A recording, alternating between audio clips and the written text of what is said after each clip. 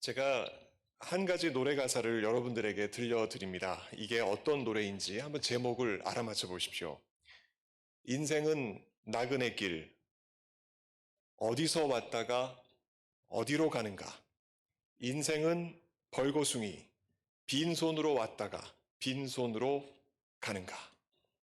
이 노래의 제목은 무엇일까요? 어떤 분들은 인생은 나그네 길이다 이렇게 대답을 하십니다. 그러나 정답은 따로 있는데 그 정답은 하숙생입니다. 누구나 동감하는 이 노래와 가사는 1966년도 라디오 연속곡 하숙생의 주제가였고, 또 이 노래가 너무나 유명해져서 1991년에 이승환이라는 가수가 리메이크해서 장년과 청년 모두에게 인기를 끌었고 지금도 인기 있는 노래입니다. 이 노래를 하라 그러면 이 노래를 부르시는 어르신들이 참 많이 계시고 젊은 사람들도 많이 있습니다. 그런데 이 곡의 가사대로 최희준 선생님, 이 노래를 부르신 최희준 선생님께서는 2년 전에 1918년, 바로 거의 2년이 다 되어 갑니다. 8월 24일 날 83세의 일기로 소천했습니다. 예수를 믿던 하나님의 사람으로 저희는 그 이분이 하늘나라에 계신 줄 믿습니다. 노래를 부른 사람이나 또 노래를 듣는 사람이나 누구나 그 인생은 왔다가 갑니다. 왔다가 안 가는 사람은 없습니다. 누구나 다 인생은 왔다가 갑니다. 여기에는 한 사람의 예외도 없습니다. 그런데 여기에 한 구별은 있습니다. 그 구별은 무엇인가? 바로 하나님께로부터의 부르심의 여부입니다. 어떤 사람은 하나님께로부터 부르심을 받고 또 어떤 사람은 그렇지 못하다 하는 것입니다. 하나님께로 부르심을 받은 사람들이 이 세상에 살고 있습니다. 그런 사람들은 정말로 하나님께로부터 놀라운 은총을 받은 사람들인데, 오늘 본문의 기록자인 유다는 그 하나님께로부터 부르심을 받은 사람들을 두고 이렇게 기록을 하고 있습니다. 1절 말씀 보시면 이 부르심을 받은 자, 곧 하나님 아버지 안에서 사랑을 얻고 예수 그리스도를 위하여 지키심을 받은 자다라고 기록을 하고 있습니다. 여기서 우리는 먼저 이 부르심을 받은 자가 어떠한 사람인지를 한번 생각해 봐야 합니다. 이 말씀을 자세히 살펴보면 이 부르심을 받은 자는 분명코 하나님 안에서 사랑을 얻은 자입니다. 하나님 안에서 사랑을 얻었다. 이 말을 바꾸어서 쉽게 말하면 하나님이 그 사람을 사랑하셨다 하는 말입니다. 그럼 그 사랑의 내용은 무엇인가? 그 사랑의 내용은 바로 그 사람 속에 거하시는 예수 그리스도이십니다.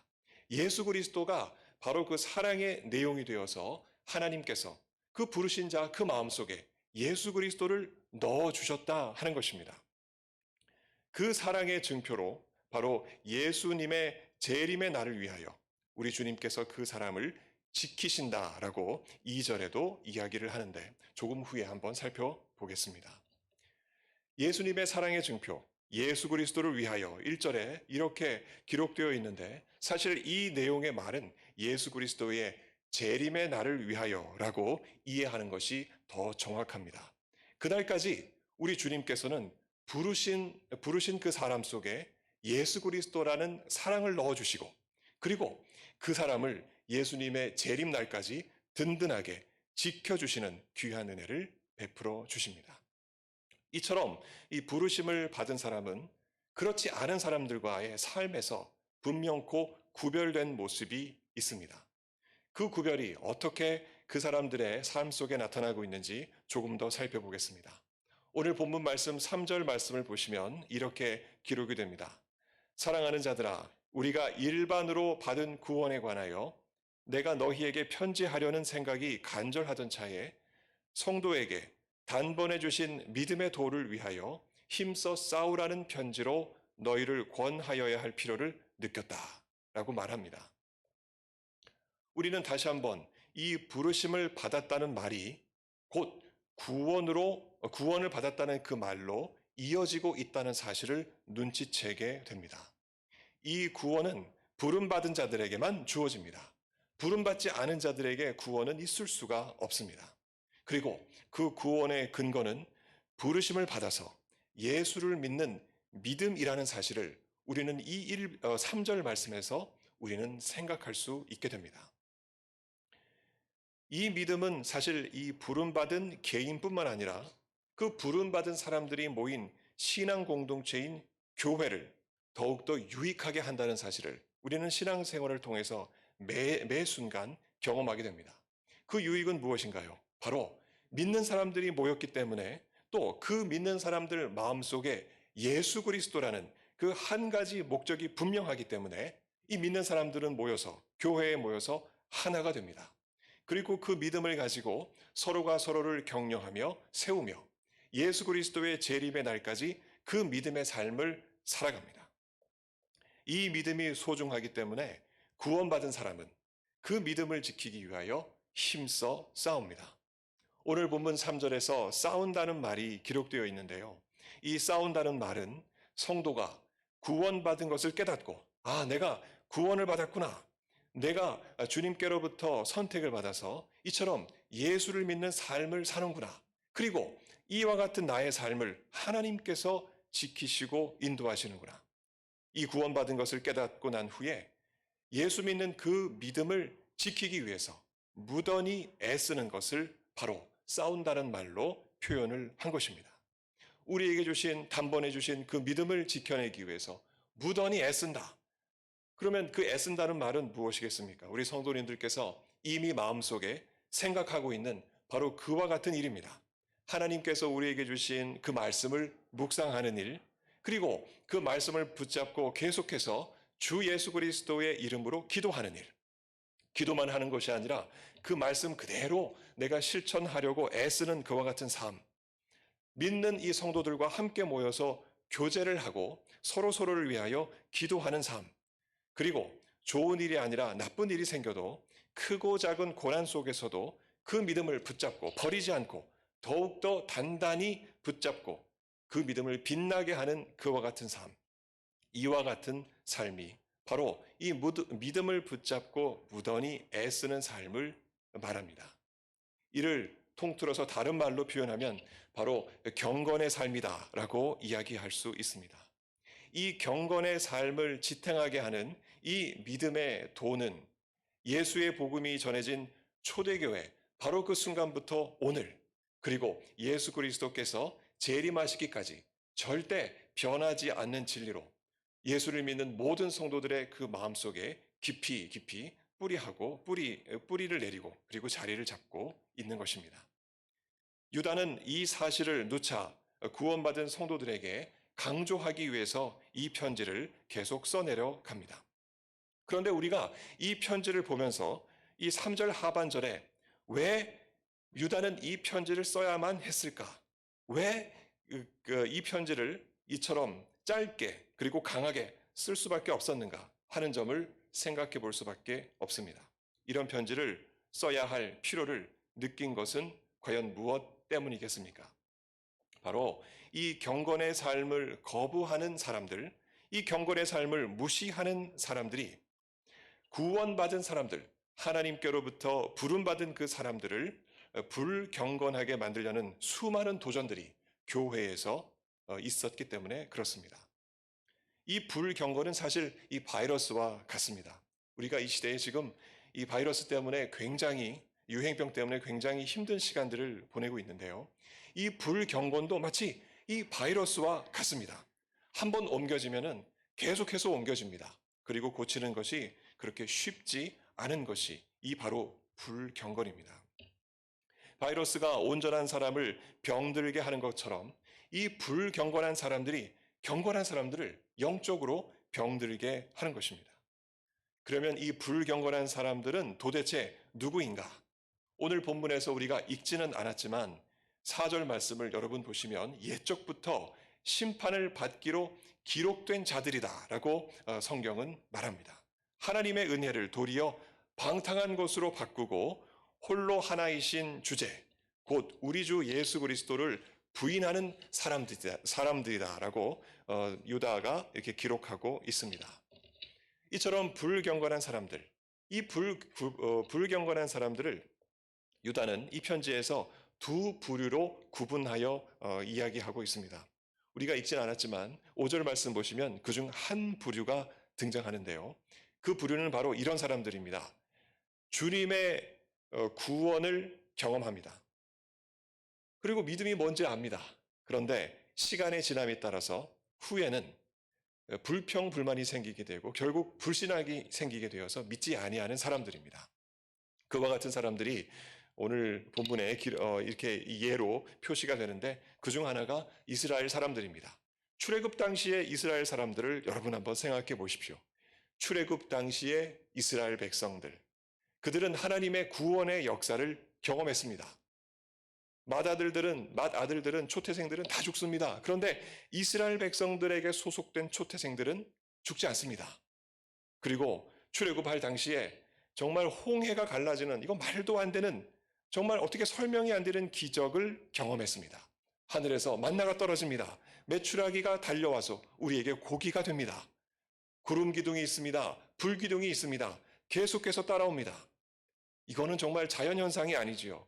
이건 하나님만이 보여주실 수 있는 놀라운 초자연적인 구원의 역사였습니다. 그러나 이 모든 것을 경험했음에도 불구하고 광야 생활 40년 동안 이들은 하나님께 믿음을 두지 않았습니다. 그리고 결국 그들은 멸망하는 자들이 되었지요. 그리고 여기 유다가 이 편지를 기록할 당시에도 참 이 불경건한 사람들이 교회에 스물스물 들어왔습니다. 당시에 특별한 환상을 본다는 사람들이 있었습니다. 그러면서 그들이 이렇게 이야기했습니다. 나는 특별한 환상을 본다. 내 영이야말로 창조주가 만든 이 세상 가운데서 모든 오류로부터 나는 자유하다. 나는 특별한 존재이기 때문이다. 이와 같은 주장을 하면서 영과 육이 방종하고 타락으로 얼룩졌던 영지주의자들, 그들 또한 교회 안에 있었습니다. 이스라엘 사람들이나 이 영지주의자들이나 공통점은 다 성령을 따르지 않고 주님을 따르지 않고 육체를 따라갔고 결국 방탕하게 되었다는 점, 그것이 바로 공통된 점입니다. 조금 더 구체적으로 이야기하면 자신의 정욕대로 행했습니다. 하나님 말씀일랑 뒤로 던져버렸습니다. 그리고 주님의 역사를 자랑하는 것이 아니라 자기 자신을 자랑했습니다. 그리고 주님의 유익을 위하여 일한 것이 아니라 자신의 이익을 위하여 일했고 아첨했고 교회에 들어와서 경건하게 하나님을 섬기는 사람들을 조롱했으며 그리하여서 결국 교회 내에 분열을 일으켰던 것입니다. 유다는 바로 이러한 사람들을 두고 이렇게 이야기를 하는데 12절과 19절에 참으로 저주스러운 말씀을 남깁니다. 12절 말씀 보시면은 죽고 또 죽어 뿌리까지 뽑힌 열매 없는 가을나무다. 정말 뿌리까지 뽑혀서 이제 죽어버린 가을나무와 같은 존재들이다. 또 19절에 성령이 없는 자다. 이렇게 이야기를 합니다. 그런데 참으로 안타깝게도 그와 같은 불경건한 사람들은 오늘 이 시대 우리가 살고 있는 이 현실에도 여전합니다.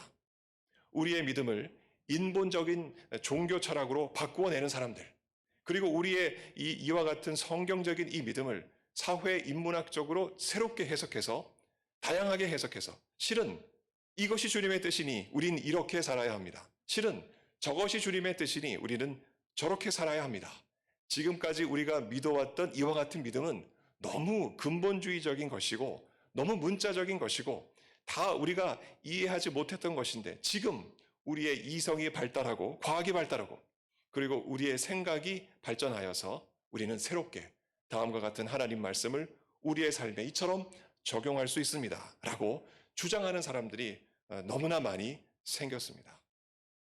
이들이 볼 때 오늘 본문의 말씀은 다음과 같이 해석될 수 있습니다. 사람이 주님께로부터 부르심을 받은 것이 아니라 도리어 주님이 사람으로부터 부르심을 받는 희한한 틀들을 그들은 만들어 내는 것입니다.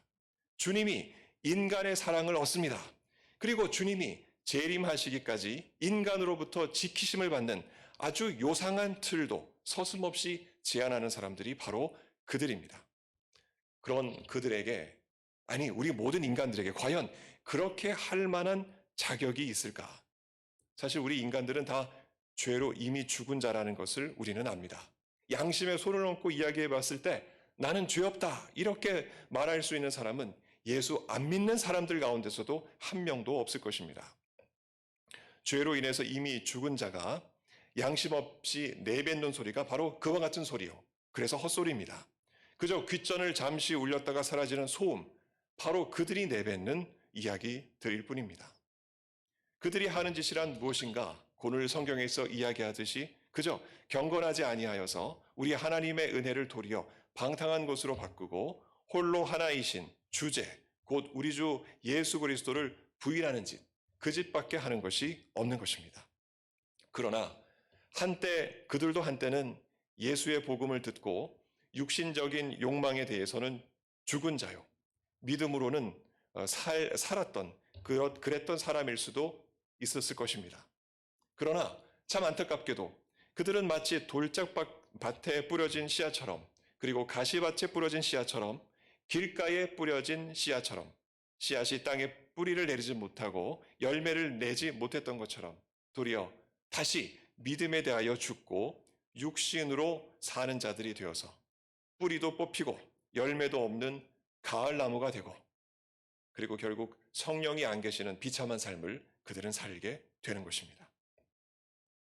이들 외에 또 불경건한 존재들이 있는데 오늘 본문 6절에서 우리가 읽지 않았지만 하나님 앞에 자기 지위를 지키지 아니하고 자기 처소를 떠난 천사들이라는 것을 우리는 보게 됩니다.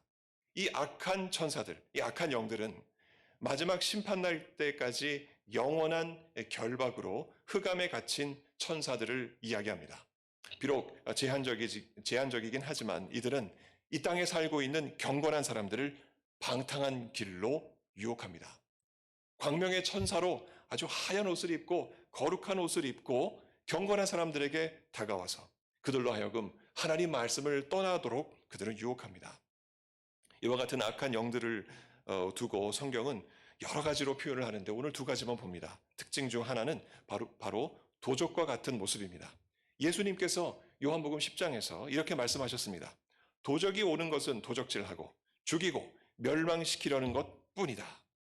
이와 같은 악한 영들은 마치 도적과 같습니다. 와서 그들이 경건한 사람들에게 들어와서 이 경건한 사람들 마음속에 있는 하나님의 말씀을 도적질합니다.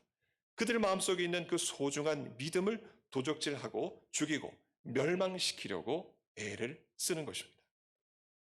또 이와 같은 악한 영들은 우는 사자와 같이 이렇게 또 나타납니다. 베드로전서 5장에 기록되어 있습니다. 근신하라 깨어라 너희 대적 마귀가 우는 사자같이 두루다니며 삼킬 자를 찾나니 너희는 믿음을 굳게 하라. 마치 이 악한 영들은 우는 사자와 같이 정말 경건한 사람들에게 달려옵니다. 그리고 삼킬 것 같이 공포스러운 모습으로 겁을 줍니다. 이와 같은 고통과 이와 같은 도전을 이와 같은 이 악한 영들이 하나님의 백성들에게 이와 같은 도전들을 던지지만, 그러나 우리는 오늘 본문 읽지 않았지만 13절에 이들의 결국을 압니다. 이들의 결국은 이와 같습니다. 영원히 예비된 캄캄한 흑암으로 돌아갈 유리하는 별들일 뿐이다. 결국에 이들은 영원토록 캄캄한 흑암으로 돌아갈 뿐입니다. 주님의 심판을 받게 될 것 뿐입니다. 이 불경건한 사람들과 악한 영들이 오늘 현실에도, 그리고 예수님의 재림 전까지도 계속 전염병처럼 우리 가운데 있을 것입니다. 경건한 사람들을 병들게 하려고 이들은 노력을 하고 애를 쓸 것입니다. 그러니까 우리는 이와 같은 현실을 봐야 합니다. 이와 같은 현실을 우리는 눈을 뜨고 똑바로 봐야 하고, 그리고 마음을 새롭게 해야 하고, 주께서 우리에게 주신 이 복음을 분명하게 붙잡아야 합니다. 우리는 어떠한 존재들인가? 이 세상을 그저 구름 따라가는 나그네처럼 제 멋대로 그저 흘러 살아가는 그와 같은 사람들이 아니기 때문입니다. 허영과 그리고 욕망에 사로잡혀서 불타는 나무처럼 살다가 제가 될 운명도 아니기 때문에 그렇습니다. 우리는 누구인가? 다시 말씀드리지만 우리는 주님께로부터 부르심을 입은 놀라운 은혜를 입은 사람들입니다. 예수 믿는 믿음으로 예수님의 재림 때까지 지키심을 받는, 특별한 사람들이라는 점을 우리는 다시 한번 생각해 봐야 하겠습니다. 그런 까닭에 불경건한 사람들의 그 공격 앞에서, 불경건한 악한 영혼들의 그와 같은 공격 앞에서 주님을 향한 우리의 믿음이 흔들리거나 우리의 믿음이 상처받거나 우리의 믿음이 넘어져서는 절대 안 되겠습니다. 그러면 우리는 구체적으로 어떤 행동을 해야 할까?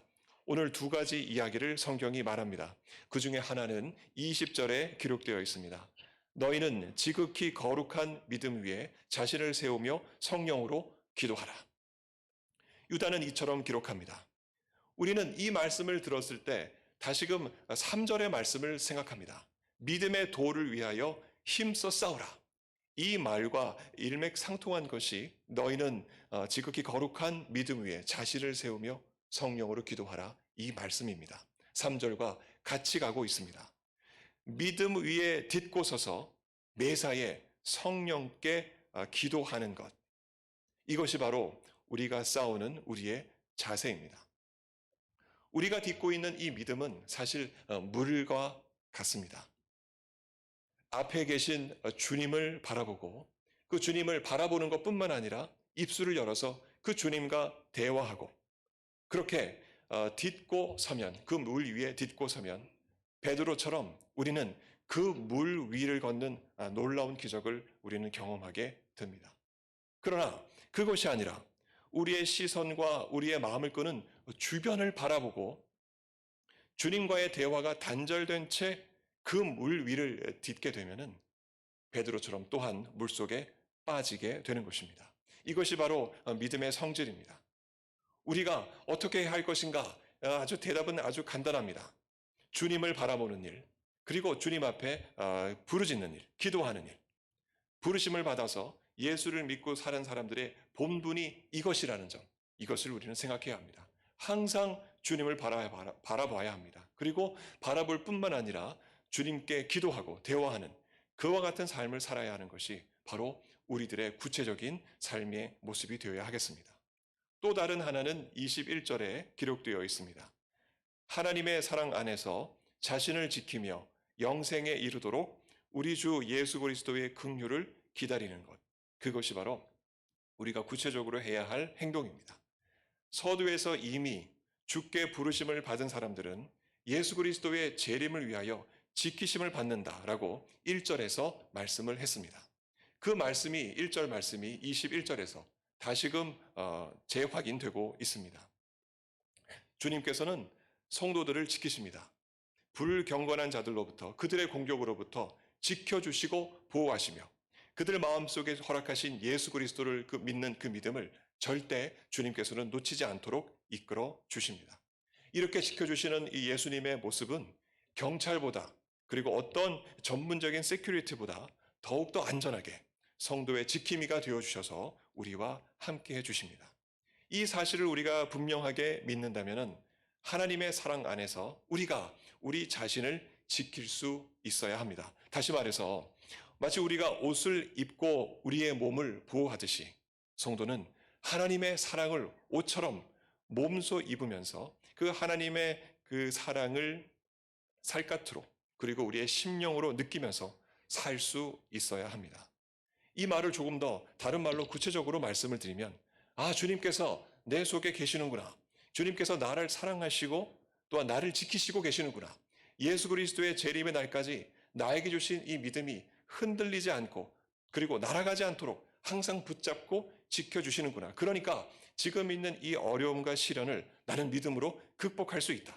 주님께서 나를 이처럼 사랑으로 지키시고 인도하시는구나 하는 이와 같은 이 믿음을 절대 놓쳐서는 안 된다는 것입니다. 이것이 우리를 영생에 이르도록 하게 하시는 예수께서 그 긍휼이 많으신 예수께서 우리를 지키시는 재림시까지 지키시는 주님의 사랑과 주님의 긍휼임을 우리는 다시 한번 생각해 볼 수 있어야 합니다. 80을 넘기신 한 장로님께서 이런 말씀을 하셨습니다. 이분은 평생을 주님을 위해서 섬기셨던 어린 나이 때부터 섬기셨던 참으로 참 귀한 하나님의 종이십니다. 그 장로님께서 이렇게 말씀하셨습니다. 나이가 들수록 믿음이 약해진다. 몸도 약해지고 또 내 모든 에너지가 그리고 내 생명이 얼마 남지 않다는 그 생각 때문에 내 믿음이 점점 약해지는 것 같다. 이런 말씀을 하신 적이 있습니다. 마치 이가 흔들리듯이 나뭇잎이 이 바람에 흔들리듯이 믿음이 흔들리는 그와 같은 모습을 한번 보이신 적이 있으셨습니다. 그런데 이처럼 믿음이 흔들리는 사람들이 어디 이 80세를 넘기신 장로님만 그러시겠습니까? 70세도 60세도 50, 40, 30, 20, 10대도 마찬가지입니다. 얼마든지 우리는 주님께서 우리에게 허락하신 이 믿음이 외부의 환경에 의해서 불경건한 사람들의 그와 같은 공격에 의해서 얼마든지 흔들릴 수 있고 나타날 수 있습니다. 이럴 때마다 우리는 다음과 같은 생각을 해볼 필요가 있습니다. 우리의 인생은 도대체 어디에서 와서 그리고 우리의 인생은 어디로 가는가? 이 믿음에 우리는 답을 해야 하는데 그러나 우리의 답은 참으로 분명하지 않겠습니까? 우리의 인생은 분명코 주님께로부터 왔습니다. 그러니까 다시금 주님께로 돌아가는 것입니다. 세상 사람들은 공술에 공수거라 합니다. 빈손으로 왔다, 빈손으로 간다. 이렇게 이야기하지만 그러나 성도는 부르심을 받고 이 땅에 왔습니다. 그리고 그 부르심의 증거인 믿음을 붙잡고 세상과 싸우다가 주님께로 그 믿음 붙잡고 가는 것 아니겠습니까?